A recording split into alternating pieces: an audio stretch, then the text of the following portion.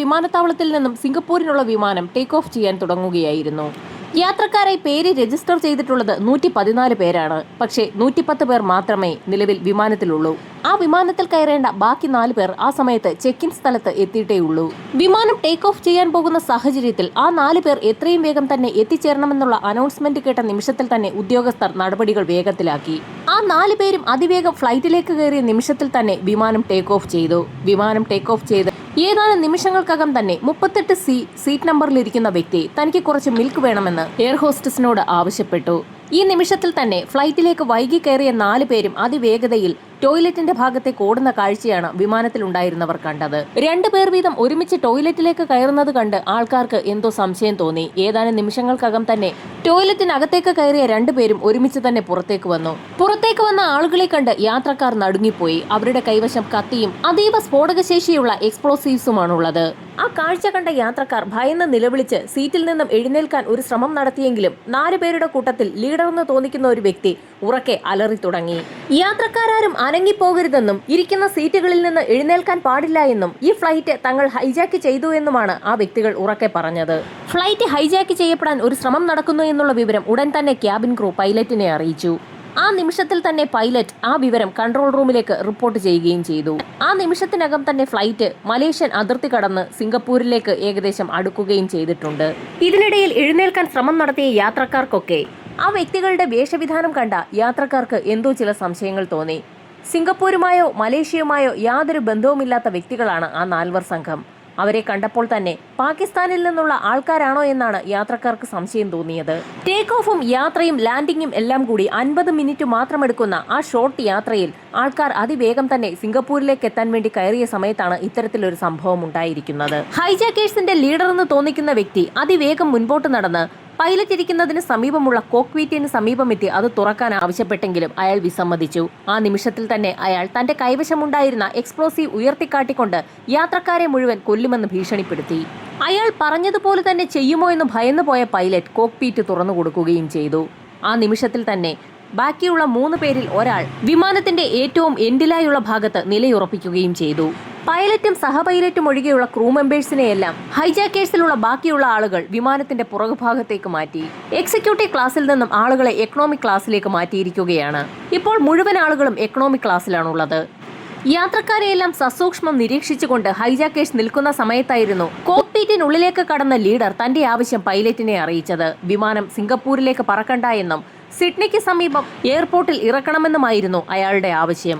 എന്നാൽ അതൊരു കാരണവശാലും നടക്കുകയില്ല എന്നും വിമാനത്തിൽ വളരെ കുറച്ച് ഇന്ധനം മാത്രമേ ഉള്ളൂ എന്നും പൈലറ്റ് ആ ലീഡറിനെ അറിയിച്ചു. കോലാലംപൂരിൽ നിന്നും വളരെ അടുത്തുള്ള സ്ഥലമാണ് സിംഗപ്പൂർ. അതുകൊണ്ട് തന്നെ ഇന്ധനം വളരെ കുറച്ച് മാത്രമേ അവിടേക്ക് എത്താൻ ആവശ്യമുള്ളൂ. വിമാനം സിഡ്നിയിലേക്ക് പറക്കുന്ന സാഹചര്യത്തിൽ വിമാനത്തിലുള്ള ഇന്ധനം തീർന്ന് ആകാശത്ത് വെച്ച് തന്നെ വിമാനം തകർന്നു വീഴുമെന്ന് പൈലറ്റ് ആ ലീഡറിനെ ധരിപ്പിച്ചു. അക്കാര്യം കോ പൈലറ്റ് കൂടി സ്ഥിരീകരിച്ചതോടെ ഹൈജാക്കേഴ്സിന്റെ ലീഡർ വിമാനം സിംഗപ്പൂരിൽ ലാൻഡ് ചെയ്യിക്കാൻ സമ്മതിച്ചു. ഇതിനോടകം തന്നെ വിമാനം ഹൈജാക്ക് ചെയ്യപ്പെട്ട വിവരം സിംഗപ്പൂർ മിനിസ്ട്രിയിലാകെ അറിഞ്ഞിരുന്നു. ഡിഫൻസ് സെക്രട്ടറിയുടെ നേതൃത്വത്തിൽ സിംഗപ്പൂർ എയർപോർട്ടിൽ ഉടൻ തന്നെ ഒരു ടീമിനെ കോൺസ്റ്റിറ്റ്യൂട്ട് ചെയ്തു. വിമാനം ലാൻഡ് ചെയ്യുന്ന നിമിഷത്തിൽ തന്നെ ഒരു തിരക്കിട്ട നീക്കം നടത്താനായിരുന്നു ഡിഫൻസിന്റെ തീരുമാനം. ഹൈജാക്കേഴ്സിന്റെ ആവശ്യം പൈലറ്റ് പ്രതിരോധ മന്ത്രാലയത്തെ അറിയിച്ചു. പാകിസ്ഥാനിലെ ജയിലുകളിലുള്ള അവരുടെ ചില സഹപ്രവർത്തകരെ ജയിലിൽ നിന്ന് മോചിപ്പിക്കണമെന്നുള്ളതാണ് ഹൈജാക്കേഴ്സിന്റെ ആവശ്യം. അതിനു പുറമെ മറ്റൊരാവശ്യം കൂടി ഹൈജാക്കേഴ്സിനുണ്ട്. സിംഗപ്പൂർ എയർപോർട്ടിൽ ലാൻഡ് ചെയ്യുന്ന വിമാനത്തിന് ആവശ്യമായ ഇന്ധനം നിറച്ച് അതിനെ ഓസ്ട്രേലിയയിലെ സിഡ്നിയിലേക്ക് പറക്കാൻ അനുവദിക്കണം. എന്നാൽ ഹൈജാക്കേഴ്സ് പറയുന്ന കാര്യങ്ങൾ അംഗീകരിക്കാൻ വളരെയധികം ബുദ്ധിമുട്ടുണ്ടെന്നുള്ള കാര്യം ഡിഫൻസ് മന്ത്രാലയം അറിയിച്ചു. ഈ സമയത്തായിരുന്നു ഹൈജാക്കേഴ്സിന്റെ ലീഡർ മറ്റൊരു കാര്യം പൈലറ്റിനോട് ആവശ്യപ്പെട്ടത്. പൈലറ്റ് ഡിഫൻസ് മന്ത്രാലയവുമായി സംസാരിച്ച് കാര്യങ്ങൾ ഒത്തുതീർപ്പാക്കിയില്ല എങ്കിൽ മുഴുവൻ ആളുകളുടെയും ജീവൻ തങ്ങൾ എടുക്കുമെന്നുള്ള കാര്യം അയാൾ ഒന്നുകൂടി ഓർമ്മിപ്പിച്ചുകൊണ്ട് കോക്ക്പീറ്റിൽ നിന്നും പുറത്തിറങ്ങി. പൈലറ്റ് കൺട്രോൾ ടവറുമായി സംസാരിച്ച് അവരുടെ ആവശ്യത്തിൽ ഒരു ധാരണയിൽ എത്തണമെന്ന് പറഞ്ഞതിന് ശേഷമായിരുന്നു ടീം ലീഡർ പുറത്തേക്കിറങ്ങിയത്. അക്കാര്യവും പൈലറ്റ് കൺട്രോൾ ടവറിനെ അറിയിക്കുകയും ചെയ്തു. വിമാനത്തിനുള്ളിൽ ഹൈജാക്കേഴ്സ് ഉണ്ടെങ്കിൽ പോലും അവരുടെയൊന്നും ശ്രദ്ധയിൽപ്പെടാതെ കോഡ് രൂപത്തിൽ കൺട്രോൾ ടവറുമായി സംസാരിക്കുന്നതിനുള്ള സൗകര്യം വിമാനത്തിനുള്ളിലുണ്ട്. അക്കാര്യം ഹൈജാക്കേഴ്സിന് അറിവുള്ള കാര്യമല്ല. അതുകൊണ്ട് തന്നെ വിമാനം എയർപോർട്ടിന്റെ ഏത് ഭാഗത്ത് എങ്ങനെ ലാൻഡ് ചെയ്യിക്കണമെന്നുള്ള കാര്യം ഡിഫൻസ് മന്ത്രാലയം പൈലറ്റിനോട് വ്യക്തമായി പറഞ്ഞു കൊടുക്കുകയും ചെയ്തു. പൈലറ്റ് കൺട്രോൾ ടവറിനോട് സംസാരിച്ചു കഴിഞ്ഞപ്പോൾ തന്നെ വിമാനം ലാൻഡ് ചെയ്യുന്നതിനുള്ള സമയമായി. ആ അറിയിപ്പ് കോ പൈലറ്റ് ശബ്ദ സന്ദേശമായി ഫ്ലൈറ്റിനുള്ളിൽ മുഴക്കുകയും ചെയ്തു. വിമാനം ലാൻഡ് ചെയ്യാൻ പോവുകയാണെന്നറിഞ്ഞ നിമിഷത്തിൽ തന്നെ യാത്രക്കാർക്ക് ഒരാശ്വാസവും അനുഭവപ്പെട്ടു. റൺവേയിൽ തന്നെയാണ് വിമാനം ലാൻഡ് ചെയ്തത്.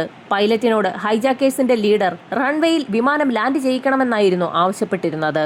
അപ്പോഴേക്കും രാത്രി ഏകദേശം 10 മണി പിന്നിട്ടിരുന്നു. റൺവേയിൽ ഒരു പ്രത്യേക പോയിന്റിൽ വിമാനം ലാൻഡ് ചെയ്ത നിമിഷത്തിൽ തന്നെ ഇരുട്ടിന്റെ മറവ് പിടിച്ച് പോലീസ് സേന അകത്തുള്ള ഹൈജാക്കേഴ്സ് അറിയാതെ തന്നെ വിമാനം വളഞ്ഞു. ഒരു പരിക്കും കൂടാതെ തന്നെ വിമാനത്തിലുള്ള യാത്രക്കാരെ എയർപോർട്ടിൽ ഇറക്കണമെന്ന് ഡിഫൻസ് സെക്രട്ടറി വളരെ വ്യക്തമായ നിർദ്ദേശം പോലീസ് സേനയ്ക്ക് നൽകി. വിമാനം ലാൻഡ് ചെയ്ത നിമിഷത്തിൽ തന്നെ ഹൈജാക്കേഴ്സിന്റെ ലീഡർ വിമാനത്തിൽ ഇന്ധനം നിറയ്ക്കാൻ പൈലറ്റിനോട് ആവശ്യപ്പെട്ടു. സ്വാഭാവികമായും പൈലറ്റ് അക്കാര്യം കൺട്രോൾ ടവറിനെ അറിയിക്കുകയും ചെയ്തു. എന്നാൽ കൺട്രോൾ ടവർ ആകട്ടെ നേരത്തെ തന്നെ പൈലറ്റിന് കൊടുത്തിരിക്കുന്ന നിർദ്ദേശം മറ്റൊന്നാണ്: പരമാവധി കാര്യങ്ങൾ ഡിലേ ചെയ്യുക. കൺട്രോൾ ടവർ പൈലറ്റിനോട് കാര്യങ്ങൾ പരമാവധി ഡിലേ ചെയ്യിക്കാൻ പറഞ്ഞതിന് മറ്റൊരു കാരണമുണ്ട്. അവർക്ക് അകത്തുള്ള ഹൈജാക്കേഴ്സിന്റെ സ്വഭാവം സൂക്ഷ്മമായി പഠിക്കുന്നതിന് വേണ്ടിയാണ് കാര്യങ്ങൾ ഡിലേ ചെയ്യുന്നതിനുള്ള നിർദ്ദേശം പൈലറ്റിന് നൽകിയിട്ടുള്ളത്. ഹൈജാക്കേഴ്സിനെ ആ വിമാനവുമായി പറന്നുപോകാൻ ഒരു കാരണവശാലും അനുവദിക്കരുതെന്നുള്ള നിർദ്ദേശമാണ് ഡിഫൻസ് സെക്രട്ടറി പോലീസുകാർക്കും നൽകിയിരിക്കുന്നത്. അതുകൊണ്ട് തന്നെ വളരെ പ്ലാൻ ചെയ്തൊരു കമാൻഡോ ഓപ്പറേഷൻ അനിവാര്യമാണ്. ഡിഫൻസ് സെക്രട്ടറിയുടെ നേതൃത്വത്തിൽ കമാൻഡോ ഓപ്പറേഷൻ നടത്തേണ്ട ടാസ്ക് ഫോഴ്സ് എയർപോർട്ടിന്റെ മറ്റൊരു ഭാഗത്ത് സമാന രീതിയിലുള്ള ഒരു എയർബസിൽ ഇരച്ചു കയറി പ്രാക്ടീസ് ചെയ്തുകൊണ്ടിരിക്കുകയാണ്. നിർദ്ദേശം കിട്ടുന്ന നിമിഷത്തിൽ തന്നെ അതേ രീതിയിൽ തന്നെ ഹൈജാക്ക് ചെയ്യപ്പെട്ട വിമാനത്തിലേക്ക് ഇരച്ചു കയറാനാണ് ടാസ്ക് ഫോഴ്സ് പ്രാക്ടീസ് ചെയ്തുകൊണ്ടിരിക്കുന്നത്. വിമാനം ഹൈജാക്ക് ചെയ്യപ്പെട്ട വാർത്ത മാധ്യമങ്ങളിലൂടെ പ്രചരിക്കുന്നതിനിടയിൽ സിംഗപ്പൂർ ആഭ്യന്തര മന്ത്രാലയം പാകിസ്ഥാനുമായി ബന്ധപ്പെടുകയും പ്രധാനമന്ത്രിയുമായി സംസാരിക്കുകയും ചെയ്തു. എന്നാൽ തങ്ങൾ അങ്ങനെ ആരെയും വിമാനം ഹൈജാക്ക് ചെയ്യിക്കുന്ന ദൗത്യവുമായി അയച്ചിട്ടില്ല എന്നുള്ള കാര്യം പാകിസ്ഥാൻ ഉറപ്പുവരുത്തി. പാകിസ്ഥാൻ പ്രധാനമന്ത്രി പറഞ്ഞിട്ടുള്ള വിവരം ഉടൻ തന്നെ വിമാനത്തിലെ പൈലറ്റ് ഹൈജാക്കേഴ്സിന്റെ ലീഡറെ അറിയിച്ചു. രോഷാകുലനായ ലീഡർ ഉടൻ തന്നെ കോക്പിറ്റിൽ നിന്ന് പുറത്തു വരികയും വസ്ത്രത്തിന്റെ പോക്കറ്റിൽ നിന്നും ഒരു പൊതി പുറത്തെടുക്കുകയും അതിൽ നിന്ന് എന്തോ ഒരു പൊടി വെള്ളത്തിൽ കലർത്തി ഒരു ക്യാബിൻ ക്രൂവിന് കുടിക്കാൻ കൊടുക്കുകയും ചെയ്തു. അയാളുടെ കഴുത്തിൽ കത്തിവെച്ച് ഭീഷണിപ്പെടുത്തിയതോടുകൂടി ക്യാബിൻ ക്രൂ അത് കുടിക്കുകയും ഏതാനും നിമിഷങ്ങൾക്കകം തന്നെ ബോധരഹിതനായി ഫ്ലൈറ്റിനുള്ളിൽ വീഴുകയും ചെയ്തു. അപ്പോഴേക്കും സമയം ഏകദേശം 11 മണിയോട് അടുപ്പിച്ചിരുന്നു. 11 മണിക്കും 11:30ക്കും ഇടയിലുള്ള സമയത്ത് ഫ്ലൈറ്റിനുള്ളിൽ വല്ലാത്ത ഒരു അന്തരീക്ഷ സ്ഥിതിയാണ് അനുഭവപ്പെട്ടത്. യാത്രക്കാർ ഭയചകിതരായി ഇരിക്കുന്നതിനിടയിൽ ബോധരഹിതനായി താഴേക്ക് വീണ ക്യാബിൻ ക്രൂ തിരികെ ബോധത്തിലേക്ക് എത്തുകയും എഴുന്നേൽക്കാൻ ഒരു ശ്രമം നടത്തുകയും ചെയ്തു. അതിവേഗം വാതിൽ തുറന്ന് ഹൈജാക്കേഴ്സ് ആ വ്യക്തിയെ ഫ്ലൈറ്റിന് പുറത്തേക്ക് വലിച്ചെറിഞ്ഞു. ഫ്ലൈറ്റിൽ നിന്നും 40 അടി താഴ്ചയിലേക്ക് വീണ ആ വ്യക്തിയുടെ മരണം സംഭവിച്ചു കഴിഞ്ഞു എന്നും ഹൈജാക്കേഴ്സ് ഫ്ലൈറ്റിലുള്ള മറ്റുള്ള ആളുകളോട് പറഞ്ഞു. തങ്ങൾക്കും ഇത് തന്നെയാകും അവസ്ഥയുണ്ടാകാൻ പോകുന്നതെന്ന് കരുതി അതിലുള്ള യാത്രക്കാരെല്ലാം ഭയന്നു വിറച്ചു. എന്നാൽ ഫ്ലൈറ്റിന് പുറത്ത് സംഭവിച്ചത് ഹൈജാക്കേഴ്സ് ചിന്തിച്ചതിനും അപ്പുറത്തുള്ള കാര്യങ്ങളാണ്. ഫ്ലൈറ്റിന് താഴെ കറുത്ത വസ്ത്രധാരികളായി പതുങ്ങിയിരുന്ന ടാസ്ക് ഫോഴ്സ് താഴേക്ക് വലിച്ചെറിയപ്പെട്ട ക്യാബിൻ ക്രൂവിനെ കയ്യിൽ താങ്ങിയെടുക്കുകയും അതിവേഗം തന്നെ കൺട്രോൾ റൂമിലേക്ക് കൊണ്ടുപോവുകയും ചെയ്തു. വിമാനത്തിന് താഴെ പതുങ്ങിയിരുന്ന പോലീസ് ഉദ്യോഗസ്ഥർ താഴേക്ക് വീണ വ്യക്തിയെ താഴെ വീഴാതെ തന്നെ പിടിച്ചതുകൊണ്ട് അയാളുടെ മരണം ഒഴിവായി കിട്ടി. പോലീസ് സംഘം കൺട്രോൾ റൂമിൽ എത്തിച്ച ക്യാബിൻ ക്രൂവിനോട് ടാസ്ക് ഫോഴ്സ് അകത്തുള്ള ഹൈജാക്കേഴ്സിന്റെ മുഴുവൻ കാര്യങ്ങളും ചോദിച്ച് മനസ്സിലാക്കി. അവർ 4 പേർ മാത്രമേ ഉള്ളൂ എന്നും അവരുടെ രീതി എങ്ങനെയാണെന്നുള്ള കാര്യവുമൊക്കെ ടാസ്ക് ഫോഴ്സ് ക്യാബിൻ ക്രൂവിനോട് ചോദിച്ച് മനസ്സിലാക്കി. അങ്ങനെ ടാസ്ക് ഫോഴ്സ് ആ ഹൈജാക്കേഴ്സിന്റെ ബോഡി ലാംഗ്വേജും അവരുടെ രീതികളും അവർ നിൽക്കുന്ന പൊസിഷനും ഒക്കെ മനസ്സിലാക്കി. കാര്യങ്ങളെല്ലാം ചോദിച്ച് മനസ്സിലാക്കിയ ശേഷം ക്യാബിൻ ക്രൂവിനെ ഹോസ്പിറ്റലിലേക്ക് മാറ്റി. എന്നാൽ ഈ സമയത്ത് വിമാനത്തിലുള്ളവരും ഹൈജാക്കേഴ്സും കരുതിയിരുന്നത് ക്യാബിൻ ക്രൂ താഴേക്ക് വീണ് കൊല്ലപ്പെട്ടു എന്നുള്ളതാണ്. സാധാരണ ഹൈജാക്കേഴ്സ് ക്രൂ മെമ്പേഴ്സിനെ ഉപദ്രവിക്കാറില്ല. ക്രൂ മെമ്പേഴ്സ് ഉണ്ടെങ്കിൽ മാത്രമാണ് അവർക്ക് വിമാനം റാഞ്ചി എവിടേക്കെങ്കിലും കൊണ്ടുപോകാനാകൂ. എന്നാൽ ഇവിടെ നേരെ വിപരീതമായിട്ടുള്ള കാര്യമാണ് സംഭവിച്ചിരിക്കുന്നത്. ഈ സമയത്തായിരുന്നു സീറ്റ് നമ്പർ 36-ലിരിക്കുന്ന സിംഗപ്പൂരിലെ ബിസിനസ്സുകാരനായ ഓങ് എന്ന വ്യക്തി ഹൈജാക്കേഴ്സിൽ ഏറ്റവും പ്രായം കുറഞ്ഞ ആളെന്ന് തോന്നിക്കുന്ന ചെറുപ്പക്കാരനെ ശ്രദ്ധിച്ചത്. അയാളുടെ കയ്യിൽ ഒരു ബിയർ ബോട്ടിൽ ഉണ്ടായിരുന്നു. അത് കുടിച്ചുകൊണ്ടാണ് അയാൾ ഫ്ലൈറ്റിനുള്ളിൽ കൂടി നടക്കുന്നത്. അത് മാത്രവുമല്ല, സീറ്റിലിരിക്കുന്ന വ്യക്തികളോടൊക്കെ ബിയർ വേണോ എന്ന് ചോദിക്കുന്നുമുണ്ട്. അവരൊക്കെ ഏത് രാജ്യക്കാരാണെന്നും അയാൾ ചോദിച്ച് മനസ്സിലാക്കുന്നുണ്ട്. ഈ സമയത്തായിരുന്നു ഓങ് എന്ന ബിസിനസ്സുകാരൻ ആ ചെറുപ്പക്കാരനോട് എന്തിനാണ് നിങ്ങൾ ഫ്ലൈറ്റ് ഹൈജാക്ക് ചെയ്ത് സിഡ്നിയിലേക്ക് കൊണ്ടുപോകുന്നതെന്നുള്ള ചോദ്യം ചോദിച്ചത്. സിഡ്നിയിൽ എല്ലാ രാജ്യക്കാരും ഒരുപോലെ പ്രശ്നങ്ങളൊന്നുമില്ലാതെ കഴിയുന്നതുകൊണ്ടാണ് തങ്ങൾ അങ്ങോട്ടേക്ക് പോകാൻ ഉദ്ദേശിക്കുന്നതെന്ന് ചെറുപ്പക്കാരൻ മറുപടിയും പറഞ്ഞു. സിംഗപ്പൂരിലുള്ള ആളുകളും അങ്ങനെ തന്നെയാണ് കഴിയുന്നതെന്ന് ഓങ് പറഞ്ഞതോടുകൂടി എങ്കിൽ തനിക്ക് സിംഗപ്പൂരിൽ പോയാൽ മതിയെന്ന് ആ ചെറുപ്പക്കാരൻ അറിയാതെ പറഞ്ഞുപോയി. ഫ്ലൈറ്റ് സിംഗപ്പൂരിൽ ലാൻഡ് ചെയ്തിരിക്കുകയാണെന്നുള്ള കാര്യം പോലും മനസ്സിലാക്കാതെയാണ് ആ ചെറുപ്പക്കാരൻ സംസാരിക്കുന്നതെന്ന് ക്യാബിൻ ക്രൂവിന് മനസ്സിലായി. ഹൈജാക്കേഴ്സ് അത്ര വലിയ കുഴപ്പക്കാരൊന്നും അല്ല എന്ന് യാത്രക്കാർക്ക് തോന്നുന്ന അതേ നിമിഷത്തിൽ തന്നെ കോക്പിറ്റിൽ മറ്റൊരു കാര്യം സംഭവിക്കുകയായിരുന്നു. പൈലറ്റിനോട് ഇന്ധനം നിറയ്ക്കാൻ ഹൈജാക്കേഴ്സിലെ ലീഡർ ആവശ്യപ്പെട്ടെങ്കിലും വിമാനത്താവളത്തിലെ അധികാരികൾ പല കാര്യങ്ങളും പറഞ്ഞ് ഇന്ധനം നിറയ്ക്കുന്നത് വൈകിപ്പിക്കുന്നതിൽ രോഷാകുലനായ ടീം ലീഡർ തന്റെ കയ്യിലിരുന്ന ആൽക്കഹോൾ കോക്ക്പീറ്റിലെ പല യന്ത്രങ്ങളിലേക്കും ഒഴിച്ചു തുടങ്ങി. വിമാനത്തിൽ ഇന്ധനം നിറയ്ക്കാൻ ഇനിയും വൈകിയാൽ താൻ ഈ വിമാനം കത്തിക്കുമെന്ന് പറഞ്ഞുകൊണ്ട് കയ്യിലിരുന്ന ഒരു പേപ്പറിലേക്ക് അയാൾ തീ കൊടുക്കുകയും ചെയ്തു. ഇതേ സമയം കൺട്രോൾ ടവറിലുള്ള ടാസ്ക് ഫോഴ്സ് ഉദ്യോഗസ്ഥരും ഡിഫൻസ് സെക്രട്ടറിയും ഒക്കെ ചേർന്ന് ഹൈജാക്കേഴ്സിന്റെ സ്വഭാവ രീതികൾ പഠിക്കുകയായിരുന്നു. അവർ പറഞ്ഞാൽ പറഞ്ഞതുപോലെ ചെയ്യുമോ എന്നുള്ള കാര്യത്തെക്കുറിച്ച് വിശദമായി പഠനം നടത്തിക്കൊണ്ടിരിക്കുന്നതിനിടയിലാണ് വിമാനത്തിൽ ഇത്തരത്തിലുള്ള കാര്യങ്ങൾ അരങ്ങേറിക്കൊണ്ടിരുന്നത്. അവരുടെ ചർച്ച പുരോഗമിക്കുന്നതിനിടയിലായിരുന്നു പൈലറ്റ് ആ വിവരം കൺട്രോൾ ടവറിനെ അറിയിച്ചത്. കോക്ക്പീറ്റിൽ നിറയെ ആൽക്കഹോൾ ഒഴിച്ചിരിക്കുകയാണെന്നും ടീം ലീഡർ ഉടൻ തന്നെ വിമാനം കത്തിക്കാൻ സാധ്യതയുണ്ടെന്നുമായിരുന്നു പൈലറ്റ് കൺട്രോൾ ടവറിനെ അറിയിച്ചത്.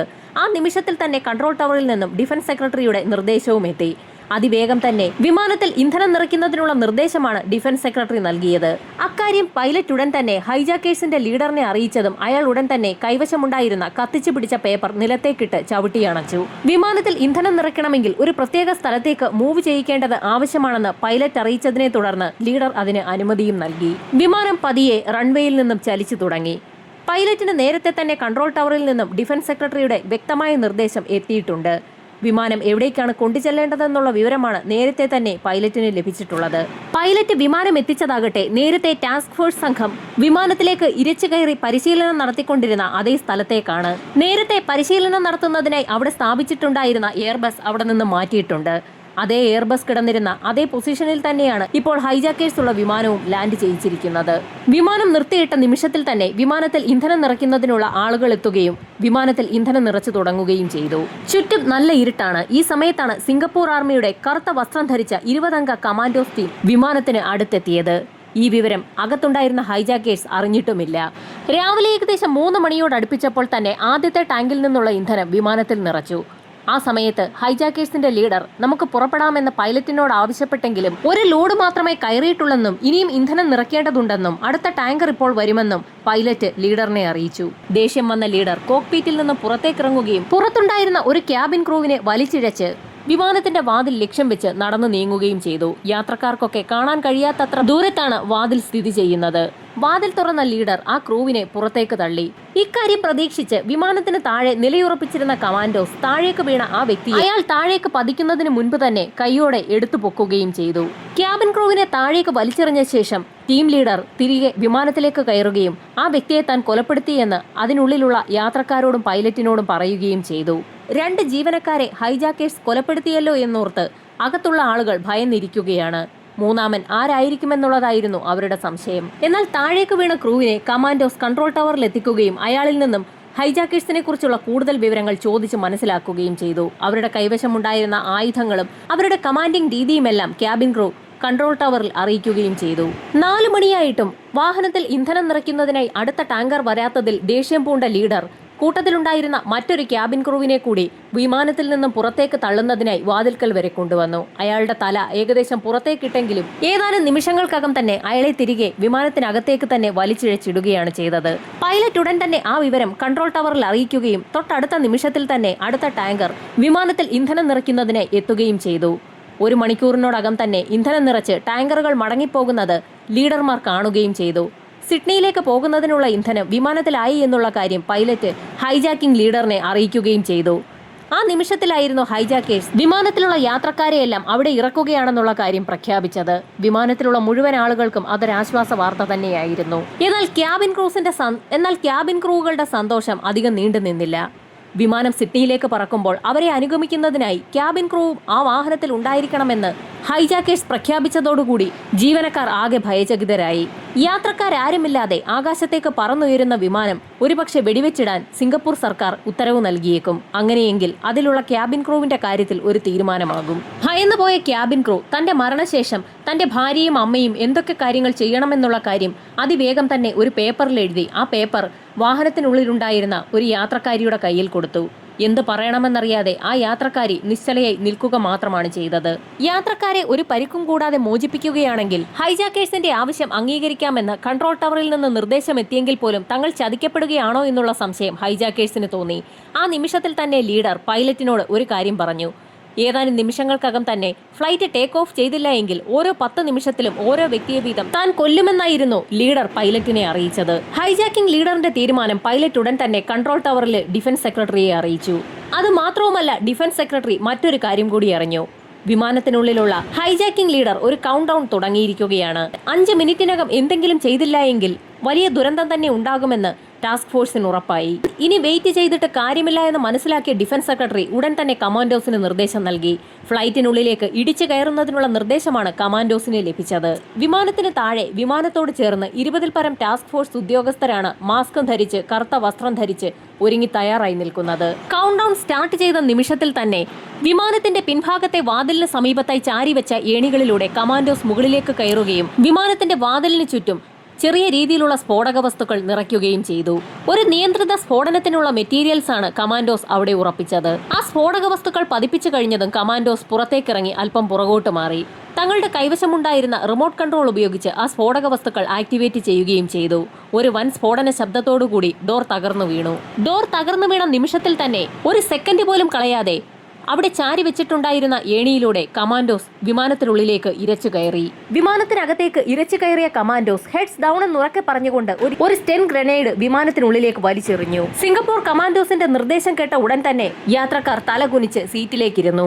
ഇതുവരെ വാഹനത്തിലുണ്ടായിരുന്ന ആളുകൾ കേട്ടുകൊണ്ടിരുന്നത് പാകിസ്ഥാൻകാരുടെ ഭാഷയാണ്. അതുകൊണ്ട് തന്നെ കമാൻഡോസിന്റെ നിർദ്ദേശം കേട്ടപ്പോൾ തന്നെ യാത്രക്കാർക്ക് മനസ്സിലാവുകയും ചെയ്തു. തുരുതുര വെടിയുതിർത്തുകൊണ്ട് വിമാനത്തിനുള്ളിലേക്ക് കടന്ന കമാൻഡോസിന് ഹൈജാക്കേഴ്സ് എവിടെയാണെന്നുള്ള കാര്യം കൃത്യമായി തന്നെ അറിയാം. വിമാനത്തിന്റെ പിൻഭാഗത്ത് നിന്നിരുന്ന 2 ഹൈജാക്കർമാരെയും പാസഞ്ചേഴ്സിന്റെ ഇടയിൽ നിന്ന ഒരു ഹൈജാക്കറിനെയും കോക്ക്പീറ്റിന് സമീപം നിന്ന പ്രധാന ലീഡറിനെയും നിമിഷ നേരം കൊണ്ട് തന്നെ കമാൻഡോസ് തറ പറ്റിച്ചു.